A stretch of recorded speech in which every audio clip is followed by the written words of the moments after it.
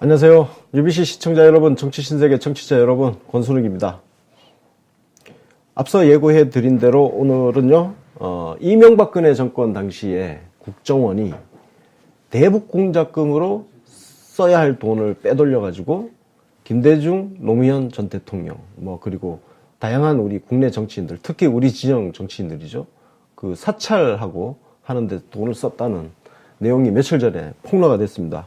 그래서 그 내용에 대해서 조금 자세하게 들어보는 시간 준비했습니다. 그 내용을 폭로하신 민병두 의원님 모셨습니다. 안녕하세요. 예, 안녕하세요. 예. 아니, 요즘 서울시장 경선 준비하시는데, 그것만 해도 바쁘실 텐데, 네. 그 와중에 이걸 또 굉장히 큰 뉴스를 터뜨리셨어요. 네. 예. 정말 간첩을 잡아야 할 돈을 갖고, 대북 공작금이라고 하는 건 국가 안보를 갖다가 담당하는 돈 아니겠습니까? 그렇죠. 간첩 잡으라고 쓴 돈인데 그것을 갖고, 정치인들하고 또 민간인들, 또 시민단체 인사들을 사찰했다고 하는 것은 정말, 그 국민들의 공분을 사기에 충분한 일이라고 생각합니다. 있어서는 안 되고 있을 수 없는 일이라고 생각합니다. 그러나 더더욱 자랑스러운 것은 그들이 그 많은 돈을 들여서 우리 정치인들을, 전직 대통령을 조사했어도 아무것도 밝혀낸 것이 없다. 문제는 그거예요. 네. 김대중 대통령은 데이비슨. 이름이, 작전명이 데이비슨. 우리 노무현 대통령은 연어. 그리고 한명숙 총리가 포청천. 아주 그냥, 아주 작전명을 다 붙여가지고 거기에 대북 공작금을 빼서 그 작전별로 이렇게 배분을 한 거 아닙니까? 그죠? 2009년 2월에 최종흡이라고 하는 사람이 국정원 3차장, 대북차장이 됩니다. 대북 담당. 근데 국정원에 있는 대북 공작금을 갖다가 일로 돌려서 쓴다고 하는 것은 내부에서도 저항이 있을 수밖에 없는 일이에요. 그렇겠죠. 누군가는 이 일을 제기할 수밖에 없는. 왜냐면 자기가 써야 할 돈을 빼가는 그런 것도 있지만 있고, 국정원 직원으로서의 자존심. 그렇죠. 그죠? 국정원 직원이 다 나쁜 건 아니지 않습니까? 정말 우리 북한으로부터 우리나라에 보호하겠다는 사명감을 갖고 있는 사람도 있을 수 있는 거 아니겠습니까? 그렇죠. 그리고 나중에 정권이 바뀌었을 때 이것이 심각한 문제가 될 수가 있다는 생각을 내부에서 한 거죠. 그래서 일단은 용철을 세탁합니다. 바로 가는 게 아니고. 대북 공작금이 있을 거 아닙니까? 대북 공작금이 대개는 그 가장채 운영비라고 하는 걸로 쓰입니다. 가장채 운영비요? 그러니까 대북 공작을 할 때 국내에 있든 해외에 있든 무슨 회사 같은 걸로 위장을 하죠. 가장을 하죠. 그렇죠. 제가 예전에 기자 시절에 국정원 직원 만나면 무슨 무역, 무슨 실업, 명함이 그런 거잖아요. 세계출판사, 세계출판사 대표. 그냥 회사 이름 크게 하나 있고 밑에 그냥 아무것도 없는 그런 명함. 회사 명함 같지는 않은데 회사 명함으로 되어 있으니까. 그렇죠. 그래서 그 가장채를 운영하는데 그 가장채 운영비를 그 항목을 전용을 합니다. 세탁을 합니다. 유력 정치인 해외 비자금 은닉 실태. 뭔가 이제 조사하는 것처럼. 이렇게 하면은 이제 마치 그들이 볼 때는 정치인 중에 북한하고 연결돼 있는 사람도 있지 않아? 그러니까 아마 그렇게 쓸 수도 있겠지. 이렇게 용철 세탁을 해갖고 그것을 방첩국으로 보냅니다. 방첩국은 그 외사 그리고 산업 스파이 담당하는 곳입니다. 외사, 산업 스파이. 주로 이제 대외 활동하는 부서이겠네요. 그죠? 산업 스파이랄지 외국의 테러 분자랄지 이런 사람들. 그 사전에 예를 들어서 이제 우리나라에게 위협이 될 수 있는 그런 요소들을 사전에 해외 쪽을 감지를 하고 알아보고 정보 취합하는 그런 부서. 그죠? 그쪽으로 이제 돈을 보내고 이제 지시를 하는 것이죠. 그 세 개 팀을 꾸립니다. 최종업 3차장 직할로 단급 규모를 꾸립니다. 우리 댓글단 있지 않습니까? 댓글단처럼 단급 규모를 꾸립니다. 단급 규모면 국정원 안에서 어느 정도? 국정원은 국실이 1급입니다. 그 밑에가 단입니다. 2급. 그 다음에 상급이 처입니다. 꽤 크네요, 그럼? 아니, 상급이 처면은 다른 사람들이 볼 때, 국가보훈처? 밖에 나가서 처장이라고 하면 어마어마한 위상이 보이잖아요. 그러니까 사실 급으로 다른 데를 누르는 것이죠. 단급이면 굉장히 큰 규모입니다. 그렇죠. 대선 때 댓글단과 같은. 그래서 거기에 미감팀, 미행감시팀, 내사팀, 이게 종합기획하는 곳이죠. 그 다음에 사이버팀. 이 사이버팀은 해킹하는 곳입니다. 그러니까 산업 스파이 원래 담당하는 곳인데 이메일 주소를 갖다 주면 그 이메일을 갖고 해킹을 하는 거죠. 그러니까 정보 습득의 하나의 방법인 거죠. PC를 뚫어라 예. 이렇게 지시를 합니다. 예, 예. PC를 뚫어라 지시하는데 그러면 우리가 생각할 때는 야, 이 문 따갖고 들어와서 예. PC를 뭐 열어보는 걸로 생각하는데 그게 아니라 이메일 주소를 주고 PC를 뚫어라 하는 거는 이메일에 해킹 프로그램을 넣어서 심어가지고. 핸드폰, 예. 핸드폰에서도 이메일 열어보지 않습니까? 예. 그래서 그 핸드폰에 누구랑 카톡을 했는지, 아, 쉽게 얘기해서 남의 그 핸드폰을 침투하는 거네요. 그렇죠. 예. 누구랑 대화를 했는지, 예. 또 영상, 예. 지금 누구랑 그 방해 구조가 어떤지 이걸 볼 예. 수가 있는 것이죠. 그래서 여기 이 사이버 팀에다가 맨 처음에는 이름을 줍니다. 이름을 줘요. 예. 이메일하고 함께 예, 예. 박지원, 한명숙, 그러니까 해킹 대상. 예, 그죠? 정현주, 어. 최문순, 어. 박원순 이렇게 줍니다. 나중에 시간이 지나서는 뭐 전방위적이 됐습니다. 그럼 나중에는 그 해킹 대상이 점점 늘어나는 예. 거네요. 그 쉽게 해서 사찰 대상이 이제 예. 늘어나는 거죠. 2012년 총선 전후에서는 이메일 주소가 막 내려오는데 2010년이면 지방선거 때. 총선 때. 총선 12년 총선 때. 12년 총선. 원장 비서실에서도 막 내려온다는 겁니다. 그래서 누군지는 모르겠는데 들여다보고 나서 보면 그 당시에 새누리당에 공천 신청한 사람들도 있고 그랬다는 거죠. 그럼 그러니까 아군 적군 가릴 거 없이 그러니까 전적으로 가리지 않고 그냥 한 거네요. 그냥 자기 기분에 따라서 할 수 했다고 생각이 되어지는데요. 예. 그때 원세훈 국정원장 시절이잖아요. 그렇죠. 예. 원세훈 국정원장이 2009년 3월에 임명이 되면서 2월에 임명이 될 겁니다. 아마. 그러면서 같이 최종욱 3차장 같은 라인이 이제 MB 라인이 국정원 전체를 장악하기 시작하는 것이죠. 그리고 그 내사팀에다가는 김대중 대통령 비자금을 조사하라고 합니다. 거기가 데이빗은 이건 포청청 작전이고요. 포청청 작전. 또 별도의 이제 데이빗 별도의 작전은 작전이고. 그 DJ 비자금을 조사하라 하는 것으로 해서 10억을 쓴 것이죠. 그럼 포청천부터 먼저 이야기를 하고 갈까요? 그래서 이 포청천 작전이 예. 이제 시작을 해갖고 예. 약 4년 정도 지속이 됩니다. 와, 4년이나요? 예. 차장이 그 다음에 1년 6개월 만에 바뀌었는데 그때도 작업이 지속됩니다. 그러니까 포청청 작전의 핵심 목표는 뭐라고 할 수 있죠? 결국 뭐 시민단체나 정치인이나 다 들여다본다고 하는 것은 결국은 자기들의 어떤 자기들이 원하는 체제를 예. 구축하는 것이고 정적을 제거하려고 하는 것이고 그렇게 해서 어떻게 보면 보수 정부가 10년, 20년 정권을 갖다 장악하겠다. 정적들은 어떠한 수단에 써서라도 제거하겠다 하는 것으로 보여집니다. 예컨대 우리 한명숙 총리 사건이 있지 네. 않습니까?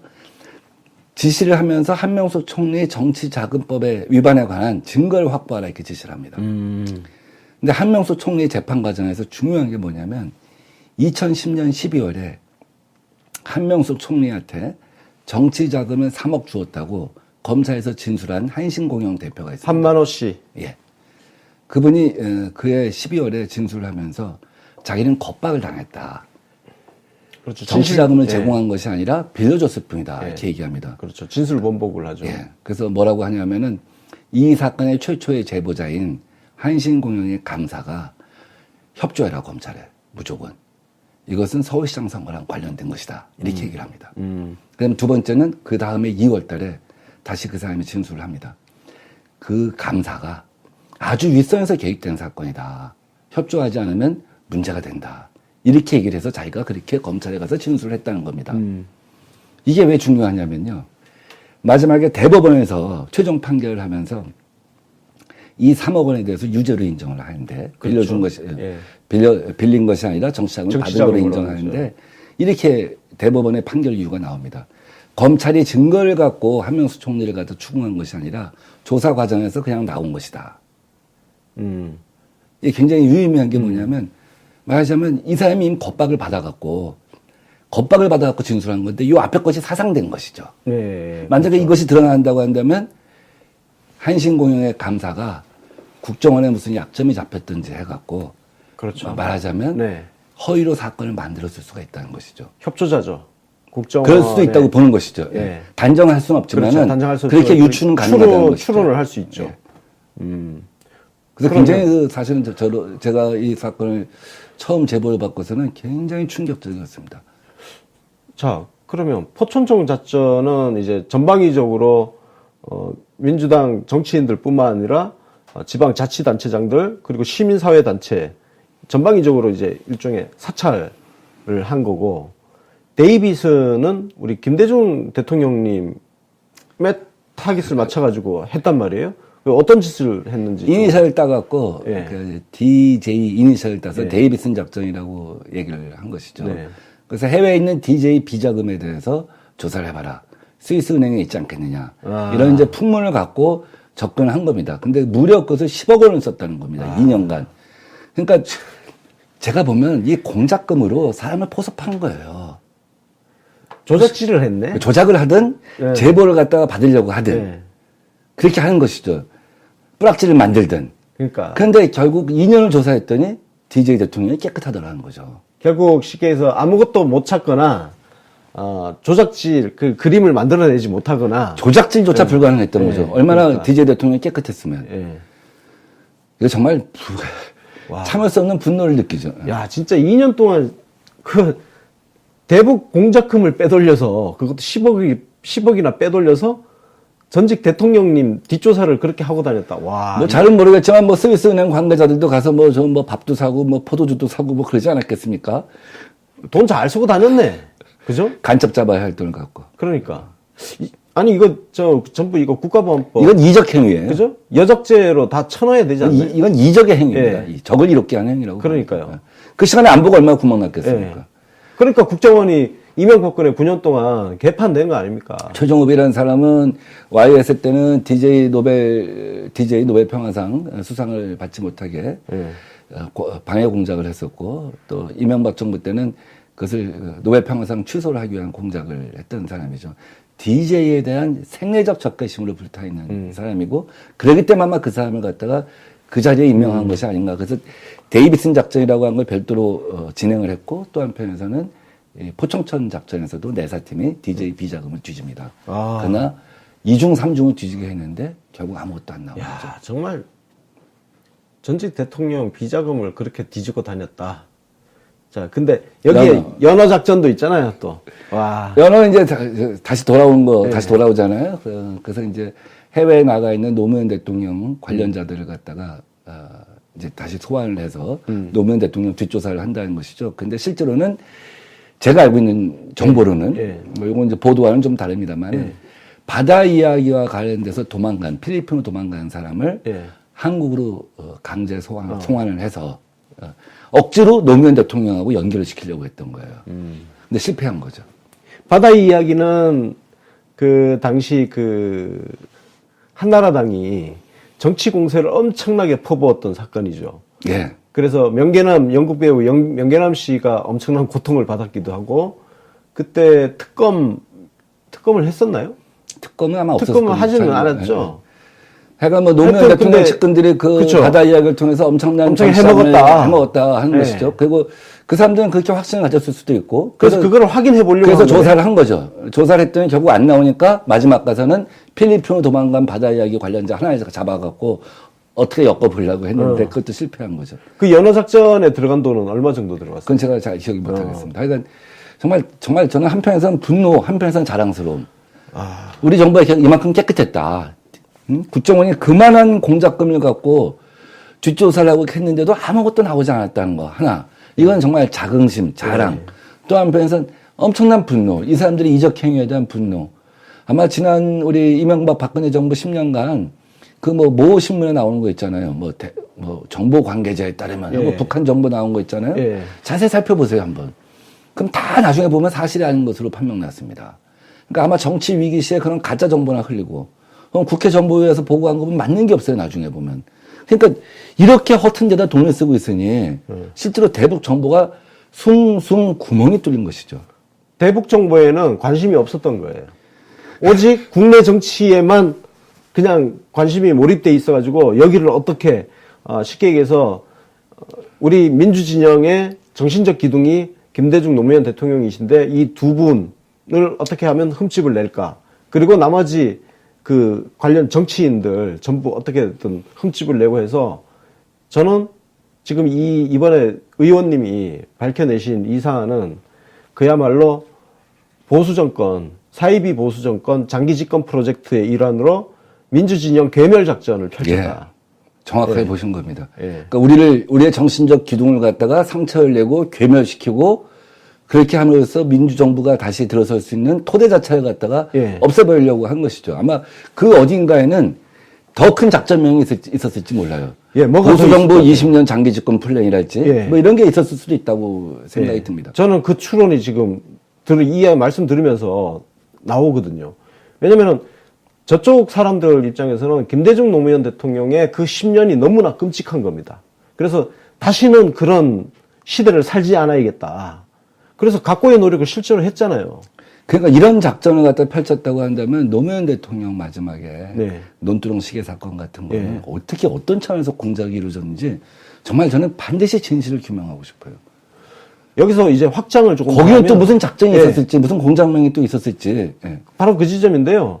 저는 그동안 있었던 모든 사건이 뭔가 그런 큰 프로젝트 차원에서 하나의 단위 조직으로 다 개별적으로 움직여서 큰 그림 속에서 움직인 거 아닌가. 근데 이제 이게 우리가 증거를 찾기가 굉장히 힘들고 메인 서버에는 접근을 못한 지점이 있죠. 국정원 메인, 메인 서버요. 서버에 접근을 하는 건 한계가 있습니다. 예. 국정원 내부의 어떤 방어 논리도 있을 수 있다고 봐요. 예. 이게 다 구분이 안 된 건데 이거 어떻게 다 들여다보면 예. 외부인이 그러면 국정원의 모든 정보 역량이 다 드러난다 하는 것인데 저는 그렇다고 할지라도 한번 국정원이 제대로 들여다봤으면 좋겠습니다.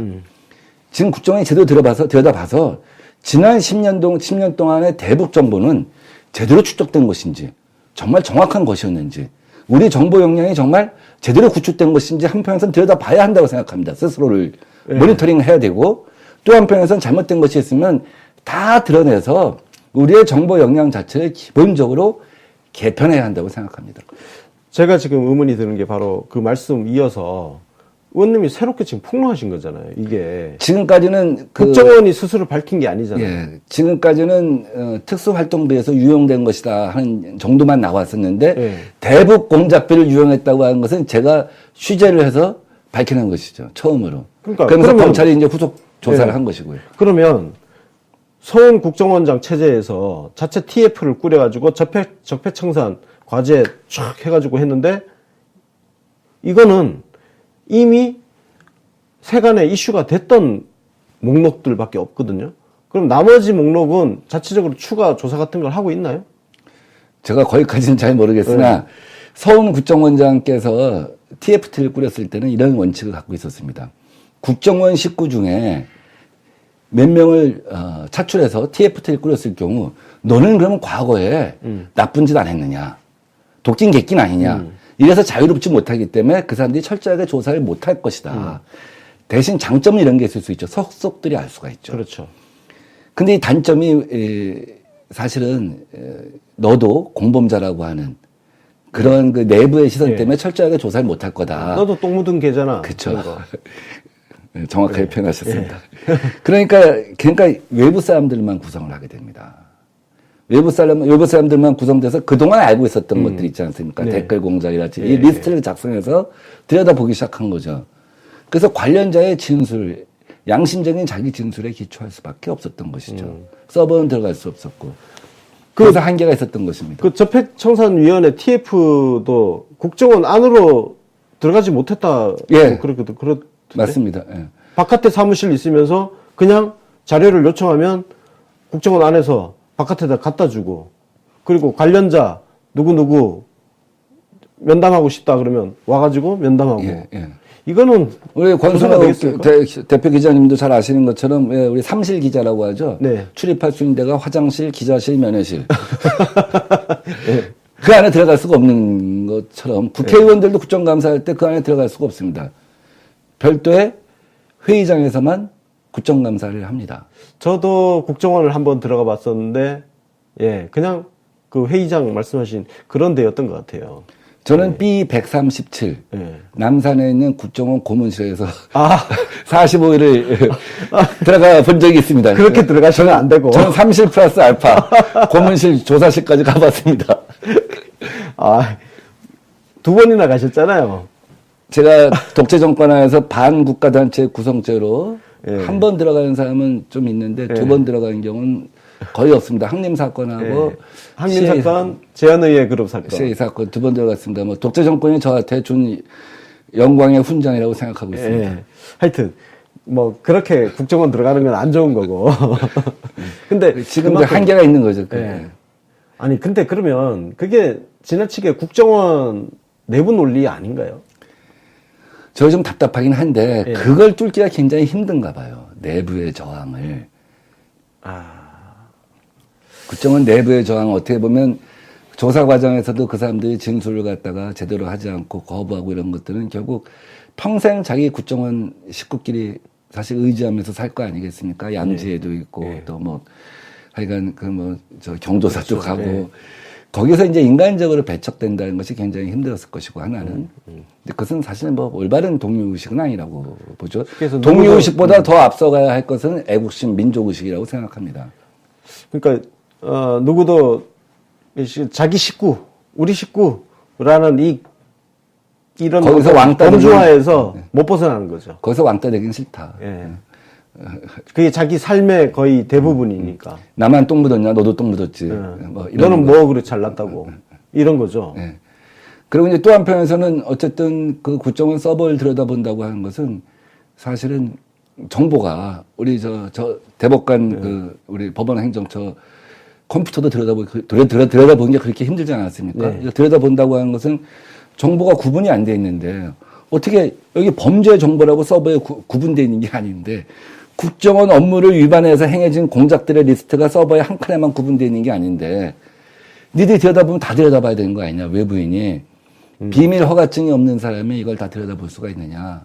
그게 사실 논리적으로 뚫기가 굉장히 힘들었던 것 같아요. 저는 좀 답답하긴 합니다만. 아니 그러면은 그동안 뭐 검찰이 가끔씩 국정원 압수수색 갔다는 것도 지정을 한 거죠, 그걸. 그냥 거기서 그냥 야 이거 가져가 하면 리스트를 달라고 하는 거죠. 요거 해당되는 걸 달라고 하면 자기들이 추려서 주는 것이죠.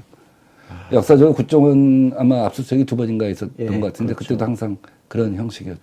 그러면 아니 청와대의 비치인가증 갖고 있는 민정수석실 같은 데는 비치인가증 같은 거 없나요? 그러면은 청와대에서 그건 아마 그 내용이 다를 겁니다. 예. 내용이.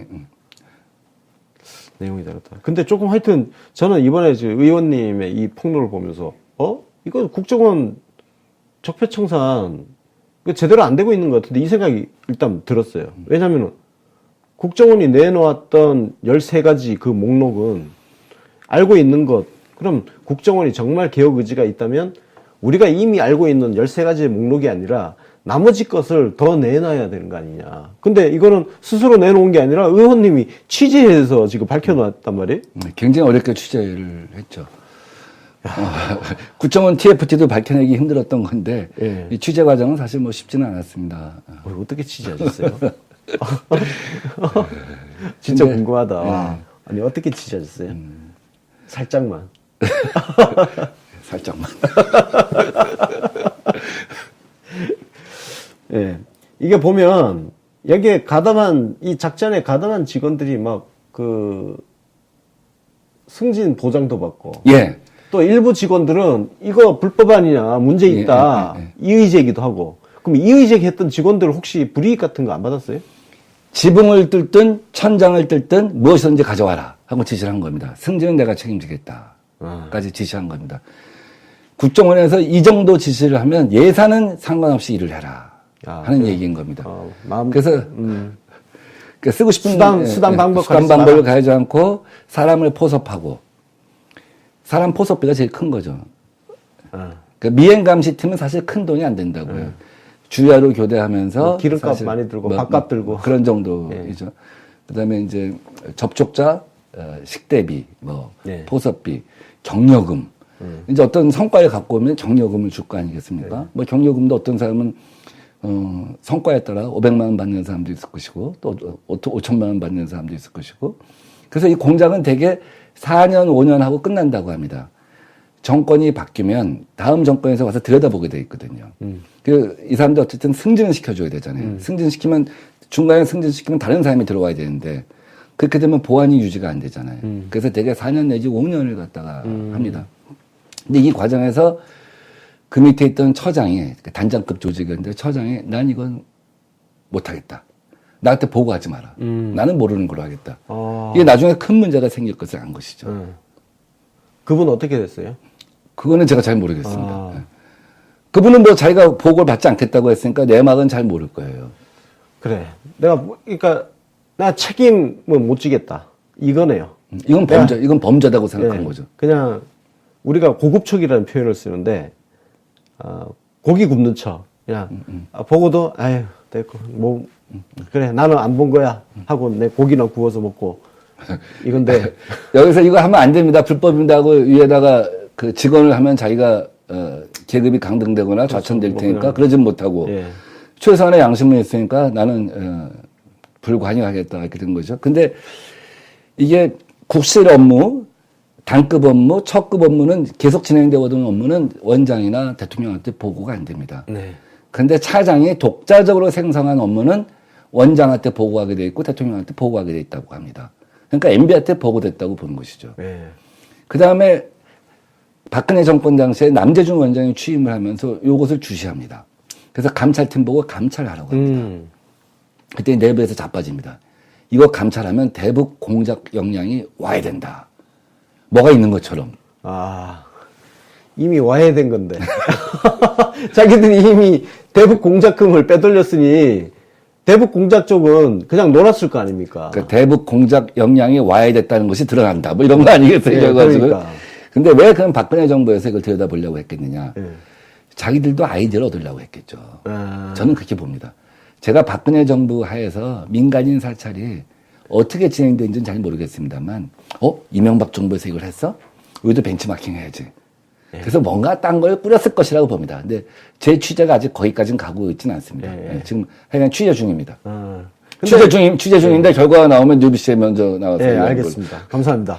근데 그 지금 보면 박근혜 정권은 그냥 이명박 때 했던 거를 그냥 그대로 답습해서 따라한 것 같아요.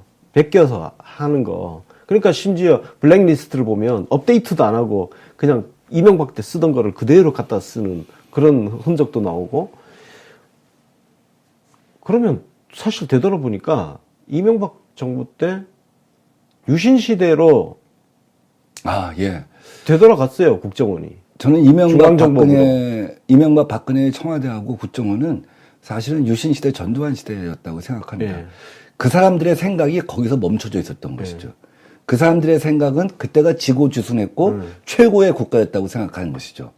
거기서 생각이 전혀 진화되지 않는 사람들이었다고 보는 거예요. 네. 그 측면에서 국정원 이제 댓글 이야기 조금 더 하면 국정원이 나서서 댓글 여론 조작을 직접 하고 했는데 최근에 지금 네이버 댓글 여론 조작 뭐 지금 이슈가 되고 있고 의원님하고 저희 지금 토론회도 지금 준비를 하고 있잖아요. 또 내일인가요? 민주당에서 지금 네이버 대책 지금 준비하고 있다고 제가 들었는데 혹시 여러 가지 토론회가 있고 우리 정말 뭐 지지자들이 밤새 인대가 늘어날 정도로 정말 이거 가서 우리가 붙잡고 있다. 손목을 갈아놓고 있죠. 새벽 3시, 6시까지 이걸 하고 잠깐 눈 붙이고 또 가서 이걸 하고 있다. 지금 너무 심각하다 하는 것이죠. 그게 지난해 국정감사 때 자유당에서 네이버 이혜진 대표를 여러 차례 부릅니다. 그래서 겁박을 합니다. 그리고 네이버의 그 기사 순서하고 추천 순서에 대해서 문제를 제기하기 시작합니다. 그 여자 국회의원 누구죠? 네. 정경련 사내 자유정책연구원인가? 신보라 아니고 신보라 의원인가? 아니고 하여튼 하여간 뭐 자유의 정사라고 전희경 의원. 송희경 의원인가? 하여간 제가 자유당 국회의원 이름을 잘 몰라서. 저도 그렇습니다. 몇 명 몰라요, 자유당 국회의원 이름들은. 근데, 그래서 문제를 계속 삼기 시작하니까 11월 31일자로 네이버가 댓글 정책을 바꿉니다. 단순 추천 순으로 바꿉니다. 네. 그때 정말 말이 많았습니다. 그 세계 모든 그 포탈의 정책은 그렇지 않습니다. 단순 추천 순으로 하게 되면 이것이 여론조작 개입이 쉬워지기 때문에 이것을 갖다 여러 가지를 조합을 해서 점수를 매겨갖고 올라가야 되는데 이때부터 단순 추천 순으로 바꾸는 겁니다. 조작이 쉬워지게 됐죠. 그래서 쉽게 단순 추천을 갖다 반복해서 할 수가 있는 것이죠. 그래서 기계를 돌리기가 좋아졌죠. 그래서 기계를 돌리고 있다고 예. 보는 겁니다. 누군가가 프로그램을 갖다 만들어서. 저희가 그 누군가 어떤 분이 그 영상을 찍은 게 있는데 저희 방송에서도 한번 나갔는데 진짜 이게 사람이 하는 거라고 볼 수 없는 댓글 추천 수가 아주 일정한 규칙으로 계속 올라가는 거예요. 정말 1초에 6개 정도가 예. 다다다다다다다 순식간에 뭐 한 몇만 개를 찍어버려요. 문장을 몇 가지 써놓고 문장을 몇 그러니까, 가지 써놓고 예. 계속 특정 돌아가게 댓글에 하고 딱 그다음에 가서 댓글 붙어서. 추천을 갖다 예. 쫙 올라가게 하고 이건 너무나 심각한 여론 조작이다. 이건 범죄라고 생각되거든요. 이 정도면 저는 범죄라고 생각합니다. 범죄죠. 예. 이것은 예. 여론을 사회에서. 조작한다고 하는 예. 것은 여론을 갖다 인위적으로 조작한다. 특히 사실 언론 매체라고 할 수 있는 포탈이라고 하는 공간을 이용해서 여론을 조작한다고 하는 것은 범죄 행위라고 보는 것이죠. 그래서 우리 민주당 차원에서도 우선 그 허위 댓글, 네. 그러니까 허위 기사에 대해서 신고를 받아갖고 이번에 가짜 뉴스 가짜 뉴스 이제 어제 했죠. 5천여 건 중에 200 몇십 건을 갖다 우리가 확증해서 고발을 했고요. 네. 그다음에 당 차원에서 여러 가지 그 토론회를 갖다 준비하고 있고 저도 우리 예. UBC 정치 신세계가 이제 주최하는 걸로 해서 예. 저하고 우리 또 우리 네. 네티즌들이 이제 2월 7일 2월 7일. 예, 2월 7일 2월 7일 오후 2시부터 5시까지 예, 많은 관심 예. 갖고 지켜봐 주십시오. 저희가 라이브 중계 방송 준비를 하고 있습니다. 거기 오셔서 하고 싶은 말 있으면 다 하시고 섭섭한 말 있으면 다 하시고 내가 갖고 있는 의심이 있으면 다 얘기하시면 그 다음 주부터 상임위가 열리게 돼 있거든요. 네. 국회 상임위에서. 예. 그래서 우리가 국회 상임위에서 특히 미방위에서 예. 화력을 다해 갖고 이제 그 문제를 갖다 제기를 해서 네이버를 갖다 바꾸고 또 그렇죠. 네이버가 그 추천수 이 정책을 자유당의 압박을 받아서 바꿨다면 아니 우리도 압박을 해야지 뭐. 예. 우리 시민들 사용자가 압박을 해야죠. 사용자가 압박하고 또 민주당도 압박하고 예. 그 뭐 우리 국회의원들은 상임위라고 하는 공간을 활용해서 할 수가 있는 거니까 네. 그것이 국회의원이 갖고 있는 의무이고 권한이니까 하여간 그날 2월 7일 날 오후 2시부터 5시까지 예. 정말 많은 힘을 모아 주시면 예. 아마 그 다음 주에 우리가 그 국회에서 문제를 제기하는데 도움이 될 것이라고 거기 생각합니다. 혹시 저희 장소가 몇 석 정도 됩니까?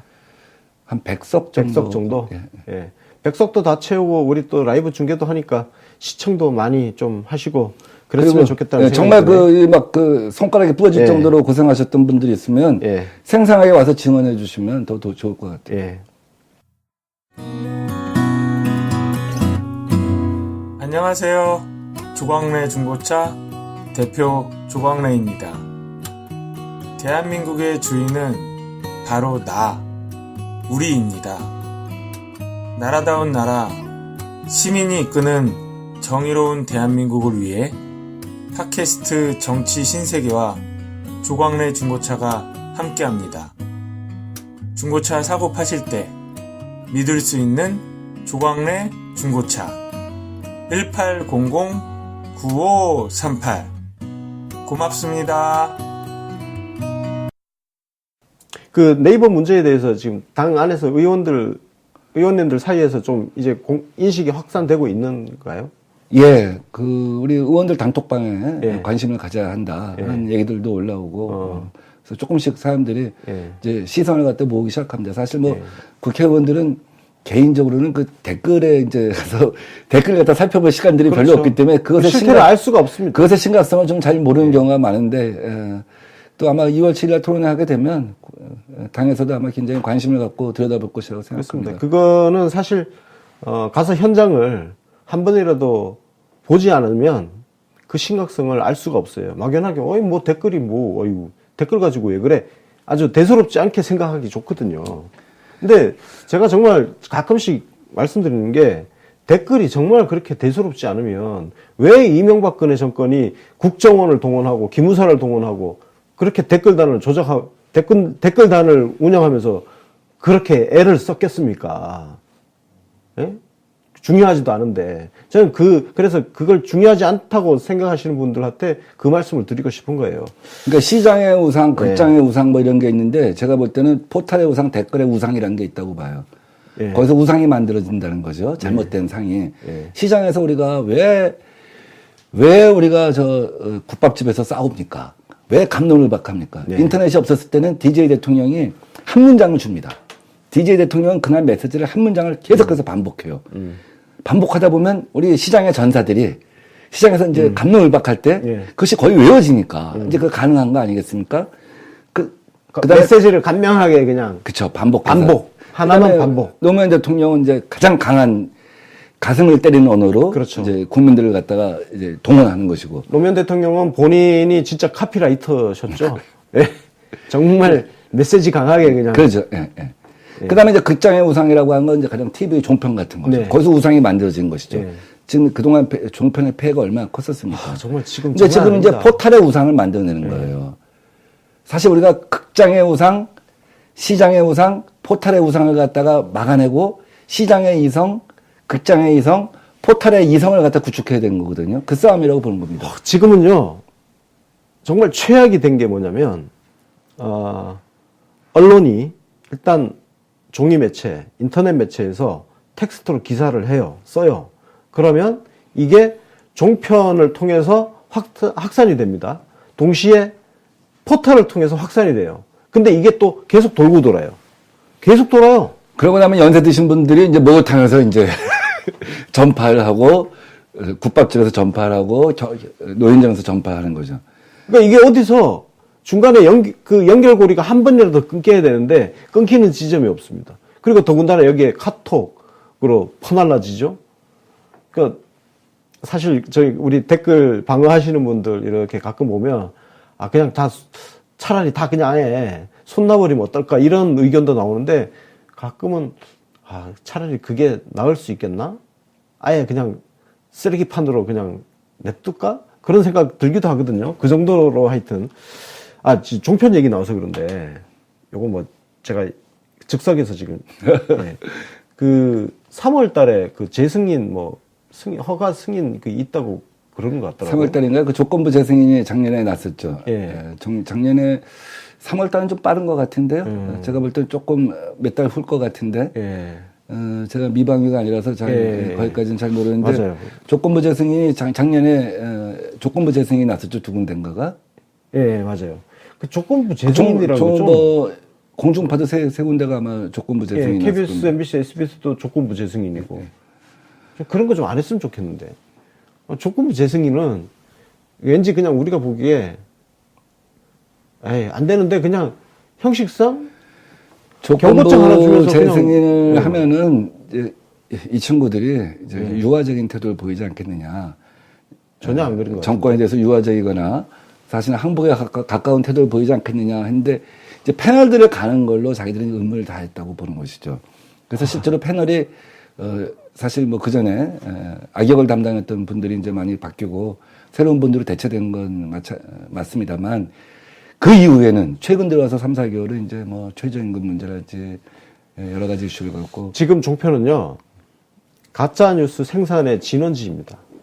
그러니까 가짜뉴스를 이야기할 때 항상 기존 언론을 빼놓고 마치 언론이니까 언론이 가짜뉴스 생산지라는 것은 제외를 시켜놓고 이야기를 하거든요. 그래서 언론의 신뢰를 위해서 가짜뉴스를 퇴치해야 된다 이렇게 얘기하는데 지금은 언론 자체가 가짜뉴스의 생산지예요. 저도 종편의 피해자 중에 하나인데 총선 때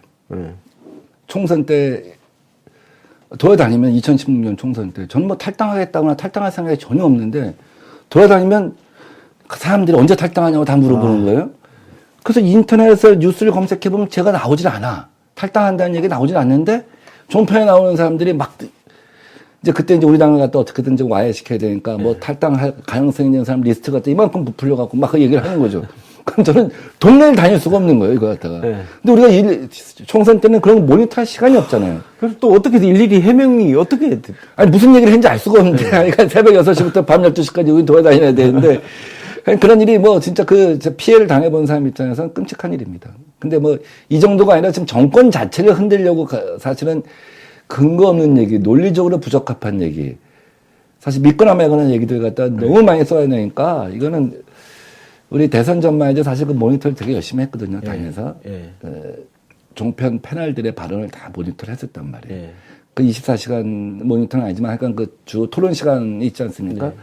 그거 토론 시간이 사실 뉴스 시간보다 토론 시간이 더 문제죠.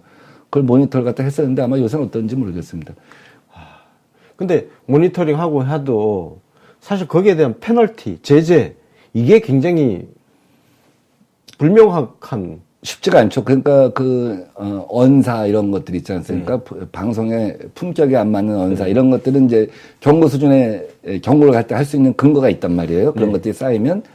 근데 뭐 추론을 얘기하는 것 같고 주장을 얘기하는 것 같고 페널티를 매길 수는 없죠. 음모론 같은 거 뭐 공상소설 막 떠드는 거를 그거를 어떻게 할 수 없는 예. 그 문제가 어려운 문제가 돼 숙제인 것 같습니다. 근데 결국은 뭐 하여튼 방송 종편은 좀 퇴출되는 매체가 꼭 나와줬으면 하는. 아니 그래야 실제로 퇴출되네? 그래야 방송을 좀 제대로 만들 거 아닙니까? 맨날 조건 승인 이렇게 하면 대충 그냥 뭐 하다가 잠깐 좀 쉬다가 다시 그냥 하던 대로 그냥 하고 반복되는 것 같고. 예. 자, 다른 거 좀 여쭤볼게요. 최근에요. 예. 그 의원님이 그 블록체인 협회 예. 거기 갔다고 해서 또 이게 가상화폐 연결돼 가지고 또 막 왜 그런 데 가냐 막 그러거든요. 예. 그 설명을 저는 좀 블록체인 해주세요. 협회에 가서 제가 오히려 강하게 얘기를 했죠. 투기적 요소는 막아야 된다. 그러기 위해서는 우리가 거래 실명제 해야 되고 등납폭 제한해야 되고 입출금 내역 제한해야 한다. 입출금 내역, 입출금 액수를 제한해야 한다.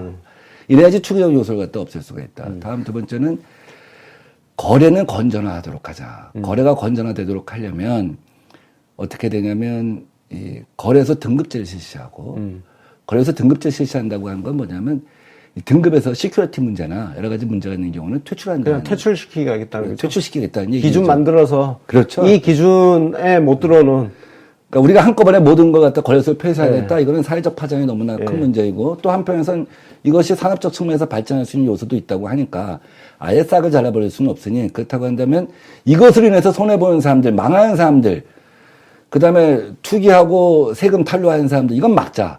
그래서 투기적 요소는 완전히 싹을 없애버리자. 그러기 위해서 실명제와 입출금 제한제, 변동폭 제한제를 하는 것입니다. 그리고 소득이 있는 곳은 세금을 부과해야 되고 한편에서는 거래소 등급제에서 퇴출할 곳은 퇴출하고 남길 곳은 남기고 그 다음에 거래 내역을 신고하게 하자. 당국에다가. 지금은 당국이 뭐 알 수가 없거든요. 전체를. 그러니까 거래 내역은 존재해야죠. 왜냐면 우리 주식 거래를 해도 거래 내역이 존재를 하거든요. 예. 근데 이제 신고는 안 하죠, 지금은. 신고는 안 하죠. 왜냐면 당국이 거래소 자체를 갖다 현재로서 인정을 하지 않고 있단 말이죠. 또 이걸 화폐로서 인정하지 않고, 이게 개념이 안 서 있다 보니까 이거 어떻게 접근할 것인가에 대해서 좀 막막해 하는 거죠. 가령 독일은 이제 지불 수단으로, 일본은 화폐로, 또 미국은 상품으로 이것을 갖다 접근을 해서 인정을 해요. 나라마다 좀 다 다르죠.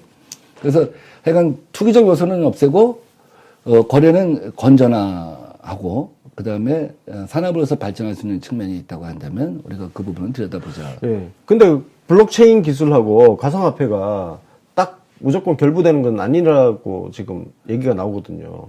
그러니까 블록체인은 가상화폐, 이 등식이 자꾸 통용되는 것도 문제다, 이런 얘기를 하거든요. 예, 물론 그렇죠. 예. 그래서 이제 뭐 어저께 우리나라에서 두 군데가 이것을 지불 수단으로 결제 수단으로 이제 인정을 하겠다 한 데가 있잖아요. 그런 것들 예의주시해서 봐야 돼요. 근데 실제로 변동폭이 크고 가치가 왔다 갔다 하면은 사실 화폐로서 통용될 수는 없습니다. 변동되는 게 어떻게 화폐가 될 수 있겠습니까? 그쵸. 제가 지금 물건을 하나 100원 주고 팔았는데, 그래서 100원을 받았는데 딱 뒤돌아섰는데 이게 80원이 돼 있어. 그럼 그게 어떻게 화폐가 될 수 그렇죠. 있겠어요? 그래서 현재로서는 그렇게 변동폭이 크다고 한다면 화폐로서는 인정될 수가 없는데 일부 국가에서 이것을 결제 수단으로 쓰는 데도 있습니다. 특히 디지털 콘텐츠에 대해서는 그렇게 하는 경우가 있어요. 그래서 이제 그런 부분에 대해서는 우리가 또 열어두고 봐야 된다고 보는 거죠. 그 다음에 또 한편에서 우리가 블록체인 기술을 갖다 활용해서 할 수 있는 것이 무엇인지에 대해서 모델을 빨리 만드는 게 중요한 것 같아요. 지금 그 AI가 평택에서 발생하지 않았습니까? 43만 마리 살처분했잖아요. 근데 사료를 갖다가 어디서 썼고, 어디서 키웠고, 그것이 어디서 도축이 됐고, 어디서 유통됐다. 이런 걸 알게 되면 쓸데없이 2달씩 그 AI 같은 거 발생할 때마다 오리고기집 안 가고, 닭고기집 안 가고, 이런 거 막을 수가 있는 것이죠. 그렇죠. 근데 이게 뭐 전반적으로 우리가 AI 인공지능 뭐 해가지고 그런 기술 발전하는 하는 것과 블록체인 뭐 특히 가상화폐라고 하는 화폐 이름도 저는 떼야 된다는 입장인데 그게 어떻게 화폐야? 그냥 코인, 장난감 같은 예. 유시민 작가 표현대로 그냥 장난감 같은 그런 거라고 그 의견에 동의하는 편인데 하여튼 그래서 블록체인 협회 그 진대재 전 장관이 뭐 협회장 해가지고 예. 거기에 우상호 의원하고 두 분 가셨더라고요. 예. 그래서 또 많은 분들이 그냥 가상화폐에 대해서 좋지 않은 인식을 갖고 계신 분들이 또 굉장히 많거든요. 특히 우리 당 지지자들 같은 경우는 그 가상화폐 그 투자자 예. 설문조사를 보면 희한하게 민주당 지지자들이 5%밖에 안 돼요. 아, 예. 대다수가 자유한국당, 바른정당, 국민의당이더라고요. 이것도 참 희한하죠. 대체적으로 우리 당 지지자들이 건전하게 네. 투기를 안 좋아하는 그런 성향이 있지 않는가. 그래서 하여튼 그게 지금 의원님 이제 공격받고 하는 거를 제가 봤어요. 아, 예. 네, 그래가지고. 근데 뭐 제가 지속적으로 네. 반복적으로 해온 네. 얘기가 우리 투기는 막고 거래는 건전하게 관리하고 네. 뭐 이 산업으로서의 블록체인을 발전하지 않은 3원칙을 갖다 지금까지 쭉 얘기해왔던 것이고 뭐 그 사람들을 뭐 제가 일방적으로 옹호하거나 이럴 생각은 전혀 없죠. 그리고 언제든지 저는 그런 경우에 원칙이 그래요. 가령 저는 어떤 이해 당사자도 다 만나야 한다고 생각을 해요. 그래서 상대방 속에 들어가서 상대방의 논리랑 실질적으로 만나보고 전쟁을 해봐야 한다고 생각해요. 그래야지 내 입론과 이런 것들이 더 튼튼해진다고 봐요. 네. 그래서 그걸 옹호하는 사람들 속에 들어가서 제가 축사도 하고 축사 뭐 격려산지 뭐 했는데 네. 네. 오히려 제 입장을 당당하게 얘기하고 네. 그 사람들하고 토론하고 이러면서 우리 정부가 가질 수 있는 또 우리 당이 가질 수 있는 생각이 더 튼튼해지는 거 아니겠습니까? 네. 뭐 저는 개인적으로 그 내용을 보니까 의원님 지금 입장이 우리 정부 입장하고 거의 뭐 사실 비슷해요. 똑같더라고요, 거의. 예. 근데 그렇게 그렇다 우리 이해를 정부가 했습니다. 예. 약간 좀 혼란스러워 보였던 건 뭐냐면 법무부는 야 이거 이러다가 망하는 사람이 있으면 어떡해 예. 유사수신 그러니까 법무부는 이게 범죄를 보는 시각에 접근한 거고 그렇죠. 금융위원회는 야 통화가 아닌 것이지 통화처럼 돌아다녀 예. 이렇게 보는 거고 그다음에 이제 경제부처 같은 경우는 산업적 얘기를 좀 해야 되는데 이게 이제 종합이 안 돼서 얘기가 되다 보니까 사람들한테 정부가 마치 혼선을 갖고 있는 것처럼 비춰졌는데 실제로는 사실 제가 말한 투기는 막고 거래는 건전하게 관리하고 산업으로서 블록체인을 발전하자.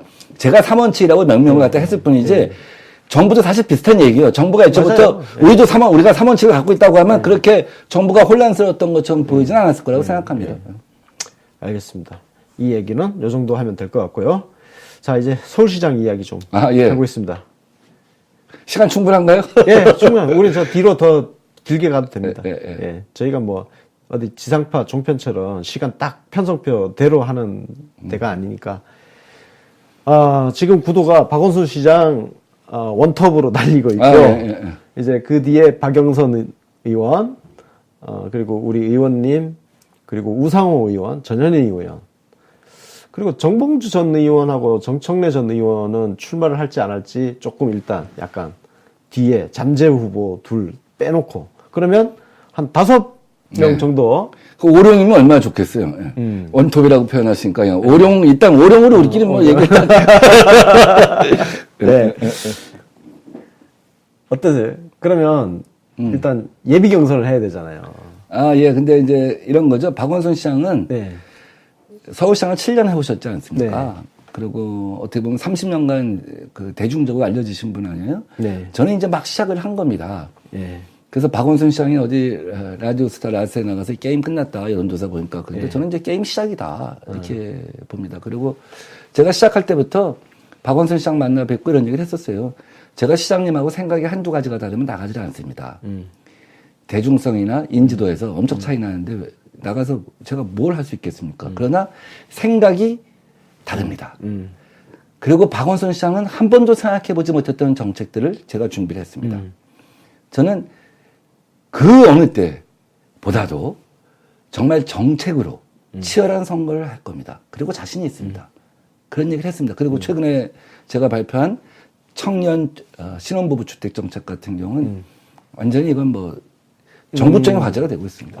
청년 신혼 부부 주택 정책요? 예. 어떤 거예요?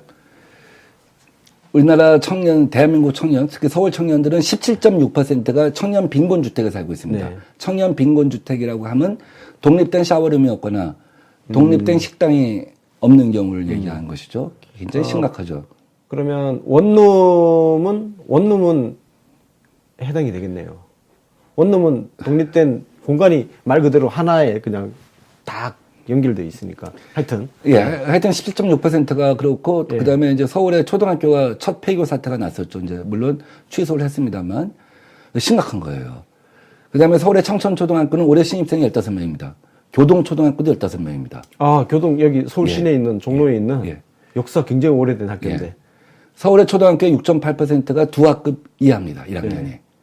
그러니까 조만간 폐교될 수 있는 학교들이, 한 15년 이내에 폐교될 수 있는 학교들이 서울의 580개 초등학교 중에서 한 100여 개 정도로 우리가 전망을 하고 있습니다. 예. 또 아울러 구도심에 있는 고등학교들도 학생 수가 모자라서 이사 가려고 하는 데가 굉장히 많아요. 그렇겠죠. 이 모든 건 그 원인이 뭐냐면 주택입니다. 음. 저출산도 주택의 문제고 청년도 주택의 문제입니다. 그래서 박원순 시장이 6년 노력 끝에 이거 준전시 상황이다 하고 선언하고 역세권 2030 청년주택이라고 하는 정책을 얘기했습니다. 이건 뭐냐면 전철역에서 250m 이내에 있는 곳에 여기다 임대주택을 갖다 올리겠다고 하면 종상향을 해줍니다. 1종, 2종 주거에서 1종 주거, 준주거, 상업적으로 전환해주면 20층, 30층을 올릴 수가 있는 거예요. 그럼 여기에 75%는 그 건물 주인이 쓰고 25%는 서울시가 관리를 하는 겁니다. 공공임대로. 근데 이게 문제가 어디서 생겼냐면, 자, 그럼 상업적으로 바꿔주면 1,500만 하던 땅이 3,000만 원 올라가는 거 아닙니까? 그렇죠. 역세권이니까. 예. 다음 두 번째는 예. 그 75%, 건물 주인이 관리하는 75%는 역세권이니까 임대료가 비쌀 거예요. 임대료가 또 올라가겠죠. 나머지 25%는 서울시가 8년간 관리하고 돌려주는 겁니다. 지속성이 없는 것이죠. 기간 끝나면 되돌려줘야 되니까. 예. 그래서 제가 주목한 게 전통시장입니다. 전통시장. 서울에 380개 전통시장이 있는데 예. 그 중에 특성화된 전통시장 2층, 3층 올라가 있는 거 말고 예. 마약김밥 먹는 광장시장이랄지 남대문시장, 동대문시장 말고 복개천 CUG 위에 젖었거나 이런 단층짜리 예. 시장들이 있습니다. 2004년도에 열린우리당 창당될 때 전통시장 육성에 관한 특별법, 이게 1호 법안이었습니다. 그래서 여기 눈비 가리개, 캐노피라고 하죠. 예. 이걸 해줍니다. 그게 정말 참여정부 때 노무현 대통령과 열린우리당이 정말 공들여서 했던 거죠. 그때 비판도 막 엄청 들어가면서 했던 거. 근데 지금은 다들 잘 쓰고 있잖아요. 왜냐하면 30일을 영업일수를 버는 겁니다. 눈비 오는 날 갔다가 네. 30일 영업일수를 버는 거예요. 그래서 전국에 그 당시 한 4,500개 재래시장에서 열렬한 환영을 했습니다. 그런데 그 이후에 그럼 이 전통시장이 그러면 잘 되냐? 그 사이에 SSM 또 들어와요. 대형마트가 들어온단 말이죠. 그래서 대형마트를 갖다 영업일 규제까지 합니다. 근데 영업일 규제를 해봤자 이 사람들이 전통시장에 안 가요. 영업 하나 가서 물건을 사는 거죠. 네. 그럼 어떻게 할 거냐? 4차 산업혁명 시대입니다. 모듈러 주택이라고 하는 게 있습니다. 모듈러 주택. 그게 뭐예요? 아우, 저 오늘 막 무식한 티가 팍팍 납니다, 오늘. 3D 프린팅 주택은 이제 예. 작년에 샌프란시스코에서 첫 성공을 했는데 하루 만에 11평짜리 집을 줬습니다. 예, 그거는 제가 본 적이 있습니다. 3D 프린팅하고 다른 게 모듈러 주택은 레고식 주택입니다. 예. 공장에서 만들어 갖고 왔고 조립을 하는 거예요. 조립하는 거네요? 강서구에 지난해 두 동 45호를 갖다가 4일 만에 졌습니다. 시범 단지로. 야, 대단하죠? 그냥 딱딱 와서 진짜 레고처럼 탁탁 끼워 맞추면 되는. 그렇죠. 근데 이걸 갖다가 뭐 20층짜리 아파트는 아직 안 됩니다. 그런 정도 수준은 아니에요. 근데 한 4, 5층 정도는 안전하다는 것이 이제 판명이 났기 때문에 시범주택을 진 거죠. 네. 입주도 했고. 그러면 재래시장, 전통시장 있지 않습니까? 예. 1층으로 된, 단층으로 예. 돼 있고, 현업이 되어 있는 것 갖다가 우리가 한번 생각해 보세요. 이거 갖다 밀어버려요. 어. 밀어버리면 이 사람들은 한 달 후에 다시 짓는다고. 예. 다시 짓는데 한 달이나 2달 걸린다고 하면. 기간이 오래 걸리면은 문제가 생기죠, 항상. 그렇죠. 밑에 주차장 만들고 이러면 1년 반 걸리고. 예. 이건 안 되잖아요. 그러니까 2주 대책 나와야 되고, 그쵸. 보상비 나와야 되고, 근데 골치 아파지죠. 근데 잘 아시네요. 한 달 내에 이걸 정리하고 한 달 내에 뚝딱뚝딱 칠 수 있다고 한다면 그렇죠. 재래시장 상인들 입장에서는 나 생애 첫 휴가를 갖는 거 아닙니까? 그래서 정부에서는 생계보조금을 지원할 거고요. 잠깐 쉬다가 딱 오면은 그래서 1층에 단층에다가 재래시장을 재생해 주는 겁니다. 그대로. 좀 깨끗하게 재생하겠죠. 네. 그럼 배선공사도 새로 되니까 화재 위험도 네. 당연히 없어지겠죠. 네. 그 위에 5층까지는 청년주택을 져주는 겁니다. 아. 그리고 출입구도 시장의 입구 이쪽이 아니라 저 계단 올라가는 건 가운데다 해주면 이 사람들은 늘 이 시장 가운데로 올라갔다 내려갔다 할 거 아닙니까? 엘리베이터를 타도 계단을 그냥 그 자체로 유동인구가 되는 거죠? 그렇죠. 그리고 김밥을 먹어도 1층 가서 먹을 거 아닙니까? 그렇죠. 뭐 가까운데 가죠. 그러면 잘 보세요. 재래시장, 전통시장 상인들은 상권이 만들어서 좋고, 그 다음에 청년들은 역세권에 사는 겁니다. 시장은 역세권에 있어요. 교통이 편한 곳에 있습니다. 그 다음에 토지 매입비가 싸게 들잖아요. 토지 매입비가 없잖아요. 그 시유지 복개천유의 증거는. 그렇지 않은 곳도 있을 수 있지 않습니까? 지주가 있는 곳도 있을 수 있잖아요. 지주가 있는 곳은 이렇게 해주는 겁니다. 어차피 지금 지주들 입장에서도 임대료가 잘 안 들어와요. 시장이 쇠퇴하니까. 그래서 우리가 모듈러 주택을 짓고 1층은 당신들이 월세를 받고 우리가 2, 3, 4, 5층은 우리가 월세를 받아서 건축비 보전받고 이걸 장기로 해서 나중에 당신들한테 돌려줄 때는 임대료를 통제하자. 예, 아니. 이거 뭐 재래시장 상인회 연합회에서 아주 난리가 났어요. 괜찮아. 일단 딱 들었는데, 괜찮은 것 같아요. 그리고 청년 건축가들도 야, 우리 같은 사람들한테 이런 거 하나씩 한번 시범으로 한번 해보자. 뭐 이런 의지가 굉장히 강해요. 전통시장 연합회 총회에서 곧 열립니다. 그러니까 이게 이제 지금, 준비한 공약, 정책이시고, 또 내세운 신혼부부 주택. 신혼부부 주택. 그 여기는 청년들만 살아야 돼요. 신혼부부들 살려면 주차장 만들어야 되는데 그럼 1년 넘게 공사가 되잖아요. 늦게 결혼한 사람도 있을 거 아니에요. 그리고 신혼부부들은 또 맹모 삼천지교인데 애들 장사하는 것부터 가르칠 수가 없다. 근데 아까 학교 폐교된다고 했잖아요. 일본에서는 학교를 밀어버리고 아파트를 줬어요. 저출산 시대에. 근데 다시 저출산이 극복되니까 무슨 문제가 생겼겠어요? 과밀학급 문제가 생기잖아요. 그래서 서울에 40년 된 이상 학교 건물동이 2,000개가 넘습니다. 그리고 폐교 위기에 놓인 학교부터 시작해서 이 학교를 다시 짓는 겁니다. 그래서 1층은 국공립 유치원과 국공립 어린이집이 들어갑니다. 2, 3, 4, 5층은 교실이 들어섭니다. 그 다음에 7층부터 한 30층까지는 아파트를 올립니다. 그럼 6층을 왜 벼두냐? 여기에 포인트가 있습니다. 뭐예요? 엄마들이 초등학교 1학년, 2학년 때 경력단절이 생겨요. 보육단절. 왜냐하면 어린이집하고 유치원은 종일 보육인데 초등학교 1학년, 2학년 1시에 수업이 끝나요. 그럼 일주일은 친정엄마 보고 와서 봐달라고 하고 일주일은 좀 뭐 싫지만 시엄마 보고 와서 봐달라고 하고 그 다음 주는 안 되면 위치 추적기 달아갖고 너 지금 태권도 학원 가 있니? 또 3시에는 그림 학원 가 있니? 다시 되면 울지 마 엄마 곧 가. 이러다가 회사 내가 그만둬야겠다. 애한테 못할 짓이다. 그래서 6층은 도서관이랄지 공부방을 만드는 거예요.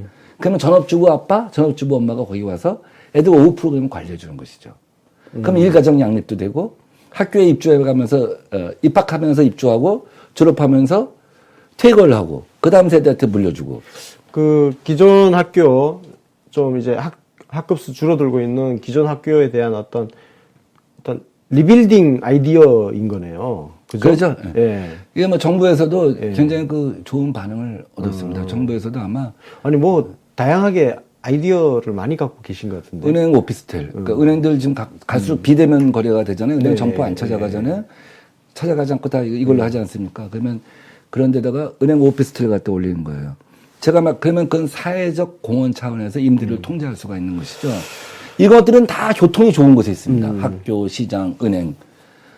뭐 이 청년 주거 정책은 그 역세권 2030에 비해서는 완전히 탁월한 정책으로 평가를 받고 있죠. 그러니까 이런 정책 선거가 되면 물론 저는 이제 잘 모르니까 이렇게 말씀드리면 굉장히 좋은 아이디어인데 또 이제 의외에 반론들이 막 나올 수 있을 것 같아요. 저는 뭐 지금 생각나는 반론이 없으니까 아는 게 없어서 지금 반론을 못 하는데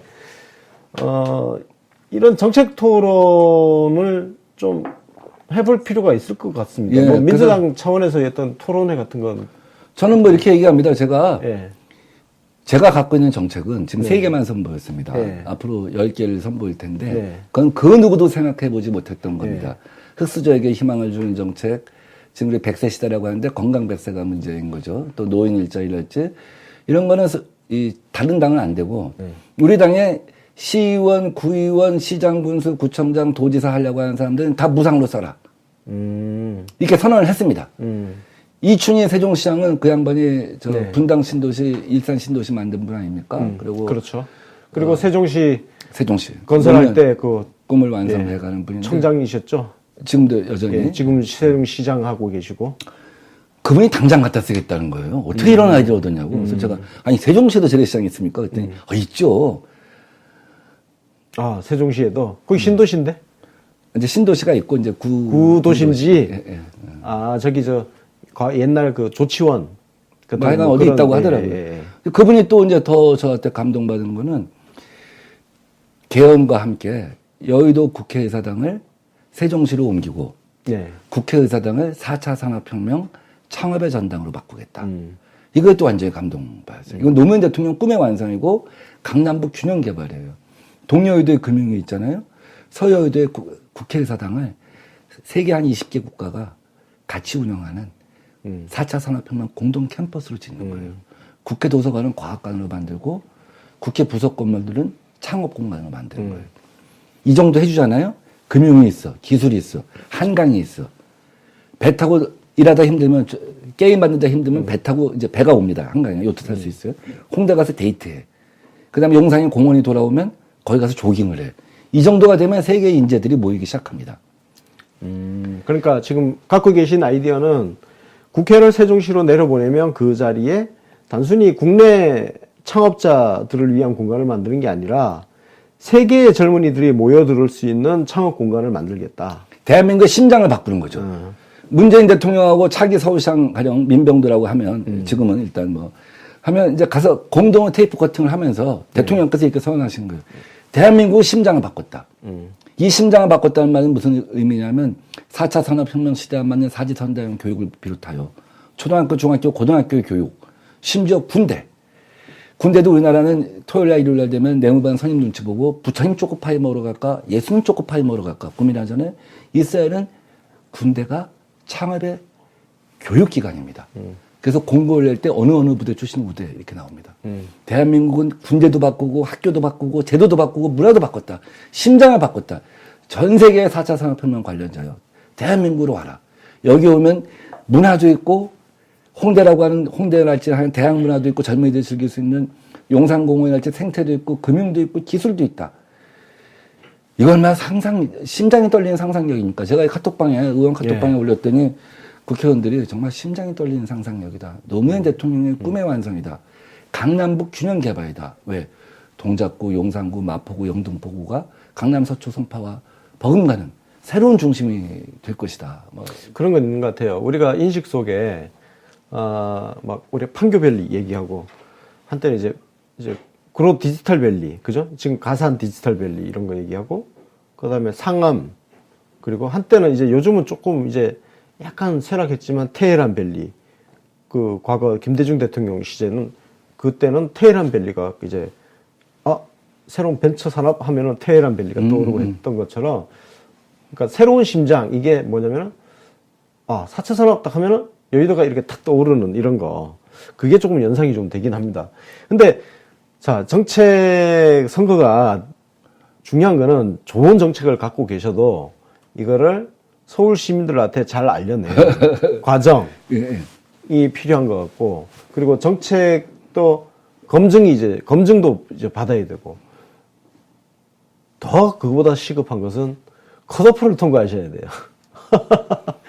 저는 뭐 지금 이제 출발을 한 겁니다. 네. 그래서 그 얼마 전에 도시와 사람이라고 하는 주제로 한 2,000여 명이 오셨더라고요. 어떻게 네. 많이 오셨는지 국회의원회관을 갖다 완전히 뭐 다 그냥 덮을 정도로 많은 분이 왔는데 그때 이제 프레젠테이션을 보고 또 제가 강의를 하고 또 이러면 다 사람들이 전 매니아가 돼요.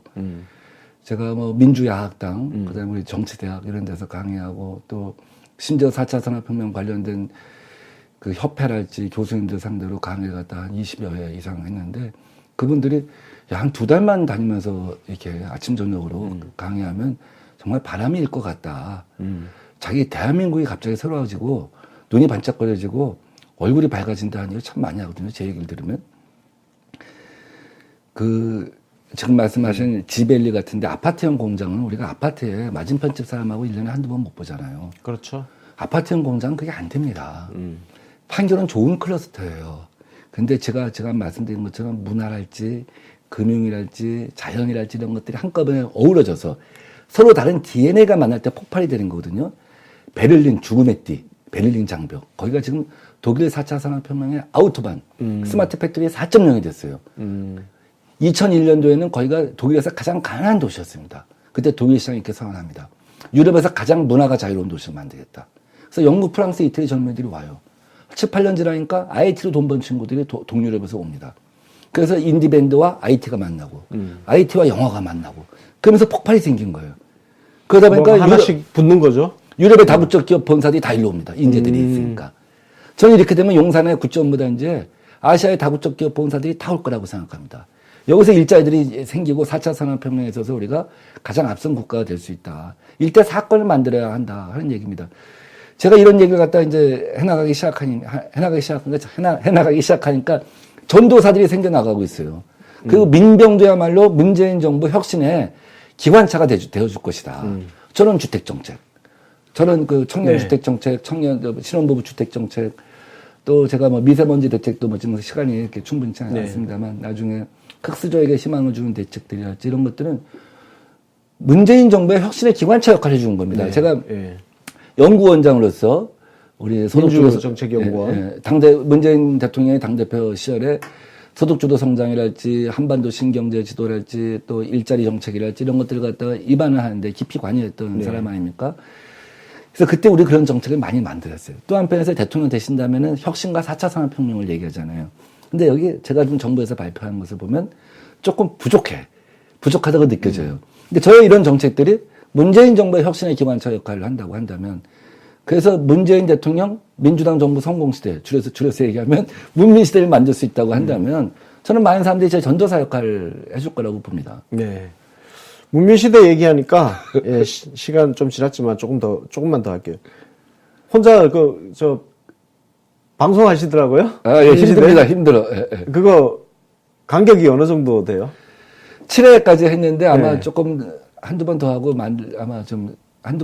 왜냐면 이제 시간이 제가 지금의 대의원들 만나고 현장 만나는 게 바쁘잖아요. 그러니까. 그래서 아니 이명박근혜 국정원 허튼 짓 하던 거 그거 취재하고 다니시지. 그 방송도 만드셔야지. 경선 준비도 하셔야지. 너무 바쁘게 사시는 거 아니에요? 법안도 해야지. 뭐. 네, 그러니까 또 국회의원 본연의 업무도 해. 지금 임시회 오늘 또 개회했잖아요. 네. 그래서 이제 우리 문민시대 팟캐스트 이걸 좀 어떻게 좀 잘 키워볼까 합니다. 어떻게 좀 도와주십시오. 예. 아니 그거 하실 때 저랑 상의를 했으면 처음부터 아예 우리 UBC의 고정 프로그램 하나 UBC 코너를 하나 만드세요. 하나 만들어서 그냥 뭐 서울시장하고 관계없이 네. 그냥 우리 정치 현안에 대해서는 제가 뭐 옛날 얘기부터 우리 뭐 문재인 대통령하고 함께했던 얘기, 노무현 대통령하고 함께했던 얘기, 뭐 DJ 대통령 함께했던 얘기. 아니 그 컨텐츠 좋더라고요. 제가 그 봤거든요. 보니까 그 출연하신 분들도 괜찮아. 제가 막 모시고 싶은 분들 계시고 문정원 외교안보 특보 그렇죠. 그다음에 뭐 최문순 강원도지사도 나오셨고 그리고 그 정혜구 국정원 TF 위원장님도 나오시고 이충희 세종시장도 나오시고 그래서 이렇게 출연자분도 좋고 한데 왜 듣는 사람이 별로 없을까? 그러면 제가 공동으로 하나 섭외를 하는 걸로 하고 누군가를 그렇죠. 이제 우리 UBC 정치 신세계랑 저랑 같이 하여간 섭외를 할 수 있는 사람 리스트를 놓고 또 제가 섭외할 수 있는 사람은 제가 섭외하고 우리 권순욱 대표님이 섭외할 수 있는 사람은 섭외를 하고 그래서 한번 그 프로그램을 제가 그러면 정리를 할 테니까 문민시대 코너를 새로 만들어서 UBC에서 문민시대 하죠 뭐. 문재인 대통령 민주당 정부 성공시대 우리가 다 원하는 거 그거 아니겠습니까? 그렇죠. 좋습니다. 아니 뭐 앞선 MOU 조인식. 그러면 UBC에서 문민시대 고정 가는 걸로 오늘 고맙습니다. 네. 저는 뭐 서울 시민과 함께도 같이 가자는 말은 안 해요. 그 제가 요새 미는 구호가 서울 시민과 함께거든요. 서울시 제가 이제 건배사에 서울시 하면 상대방들이 민과 함께. 그럼 어떻게 했던 거예요, 그럼? 서울시 하면 이제 제가 건배를 하면서 서울시 하면 민과 함께. 민과 함께? 서울 시민과 함께. 근데 뭐 그걸 제가 여기서 그 코너를 만들자는 얘기는 욕심이니까 그렇지만 뭐 문민시대가 우리 공동의 목표니까 같이 했으면 좋겠습니다. 그 서울시장 경선은 저희가 이제 공정하게. 그쵸. 그건 공정하게 중립을 지키고 경선 과정에서는 중립을 지키고 대신 그 우리 내부 경선 질서를 흐트르시는 분이 있으면 저희가 그분은 막 배제하는 쪽으로 갈 거고 여튼 본선에 진출하시는 분은 무조건 하여튼 저희가 이제 결사옹호대 저는 뭐 인신공격, 뭐 비방 이런 건 없습니다. 정책에 있어서 다만 정책에 있어서 그 차이는 분명히 하겠다 하는 생각입니다. 네. 알겠습니다. 자, 이렇게 하니까 한 1시간 10분 벌써 후딱 지나갔는데 오늘 성과가 좋습니다. 오늘 내용도 좋고 예, 오늘 그 시청자분들 댓글을 봐도 반응도 좀 괜찮고 네.